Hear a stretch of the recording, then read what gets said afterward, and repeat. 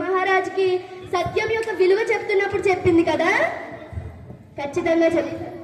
నుత జలపూరితమ్ములకు నూతులు మూరిటి కంటే శూన్యత వ్రత యొక్క బావి మేలు, మరి బావులు నోరిటి కంటే సత్క్రతువది మేలు, తత్క్రతు శతంబుల కంటే సుతుండు మేలు, తత్సుత శతంబుల కంటే శూన్యత వాక్యము మేలు సూడగన్. చాలా ప్రాచుర్య రాగాను గారు, నేను ఇచ్చిన అక్షరాలన్నీ గుర్తుపెట్టుకుని ఇంత బాగా పెద్దలు చెప్పడం అనేది చాలా అభినందన విషయం. అస్తవ్యస్తంగా ఇచ్చినటువంటి అక్షరాలన్నిటినీ కూర్చి పద్యంగా చెప్పారు అవధాని గారు.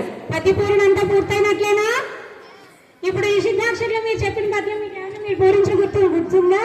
చెప్పండి.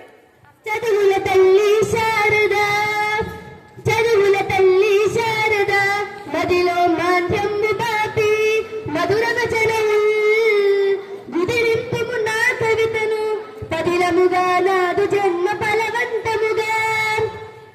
సమస్య ఆరోగ్యమే సౌభాగ్యము, ఆరోగ్యమే సకల సౌఖ్యమానందమయం, ఆరోగ్యహీనులకు బహుభారం దయతోచుచుండు బ్రతుకిన్ మహిళ.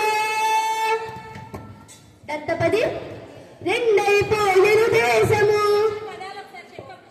రెండు బెండు పండు మండు తో దేశంపై ఒక చక్కటి పద్యం చెప్పమని మన దత్తపది కవి గారు ఇచ్చారు.